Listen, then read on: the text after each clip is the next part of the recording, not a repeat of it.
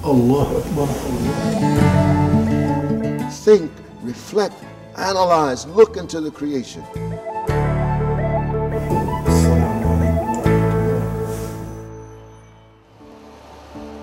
مسلمانوں کو صرف امریکہ میں نہیں بلکہ پوری دنیا میں چیلنجز کا سامنا ہے، لیکن ایسے میں جوہری کا کہنا ہے کہ 21ویں صدی کے مسلمانوں کی ایک نئی نسل پیدا ہو چکی ہے۔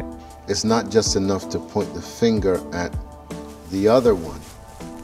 Now that we are in position, we have to be responsible and we have to run the society. یہ کافی نہیں ہے کہ کسی دوسرے کے اوپر انگلی اٹھائی جائے۔ اب جب کہ ہم اس حیثیت میں ہیں، ہمیں ذمہ دار رویہ اپنانا چاہیے اور معاشرے کو فروغ دینا چاہیے۔ اگر آپ پاکستان کو دیکھتے ہیں تو نوجوانوں کو شاید یہ پیغام مل رہا ہے کہ اپنے اقدار پر کاربند رہو اور مغرب کے اثر سے مروب نہ ہو، اور انہی نوجوانوں کو satellite, mobile phone, text messaging وغیرہ تک رسائی زیادہ ہے، اور وہ مغرب میں رہنے والے اپنے دوستوں اور احباب سے جو اسلام پر عمل پیرا ہیں تعلق میں رہیں گے، اور اسی طرح اس آبادی سے نئے قسم کے اسکالر پیدا ہوں گے، نئے مفکر پیدا ہوں گے جو لوگوں کے مفادات کے تحفظ سے بیزار نہیں ہوں گے، بلکہ لوگوں سے کہیں گے کہ ہم کیا کریں، کس طرح رہیں اور کیسے متوازن رہیں۔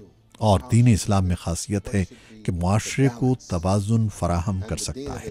ابھی شاید وہ ڈرے ہوئے ہوں، لیکن کچھ ایسی آوازیں اٹھیں گی جو انقلاب سے قریب تر ہوں گی۔ جب یہ لوگ ادھیڑ عمر کو پہنچیں گے اور ان کے بچے جوان ہوں گے جو کہ زمانے کے اثرات تو قبول کریں گے لیکن ان کے ذہن پختہ ہوں گے، مجھے پورا یقین ہے کہ ایک دن آئے گا کہ یہ بچے توازن لانے میں معاون بنیں گے۔ Who are influenced but now matured, I feel confident that they will come back to the balance. جوہری اپنے آپ کو کانورٹ نہیں سمجھتے، لیکن ان کا کہنا ہے کہ آغاز اسلام کے دور میں مذہب اسلام قبول کرنے والوں کا بڑا حصہ کانورٹس کا تھا۔ وہ اپنے عقیدے سے بہت سنجیدہ تھے اور وہ قرآن کریم کے ایک ایک لفظ کو گہرائی کے ساتھ پہلے سمجھتے اور پھر سمجھنے کے بعد اس پر عمل کرتے۔ I believe that the institution of teaching children the discipline of memorizing the Quran is excellent. But that's not the last step. That's the first step. How do I know this? Because میرا ماننا ہے کہ بچوں کو قرآن پاک حفظ کروانے کا رواج بہت عمدہ ہے، لیکن یہ آخری قدم نہیں، یہ تو پہلا قدم ہے۔ میں یہ کیسے جانتا ہوں؟ کیونکہ صحابہ کرام بھی قرآن کو حفظ کرتے تھے۔ کچھ لوگوں کے خیال میں 10 آیات، کچھ کہتے ہیں 3 آیات۔ وہ اتنا کچھ ہی حفظ کرتے تھے جتنا وہ اپنی زندگی میں عملی طور پر شامل کر سکیں اور پوری طرح سمجھ سکیں۔ اس کا مطلب ہے آپ کو قرآن صرف طوطے کی طرح رٹنا نہیں ہے، بلکہ اس میں مضمر مقصد کو سمجھنا ہے کہ قرآن کے اندر کیا پیغام ہے، اور یہ جاننا ہے کہ کیسے آپ اسے عملی طور پر اپنی زندگی میں شامل کر سکتے ہیں۔ the implications of the Quran and then say what is this message saying and to know enough about it that then I can put it into practice.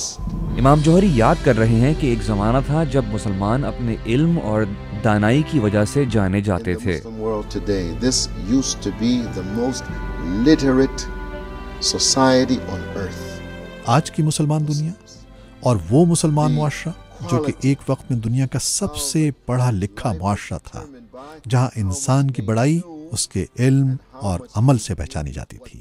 سوچ کی آزادی کی قدر و قیمت ہے، اور قرآن ہمیں بتاتا ہے کہ سوچو، سمجھو، مطالعہ کرو، اپنی تخلیق کو جانچو، لیکن یہ تاثر آج مسلمان دنیا میں کہیں نظر نہیں آتا۔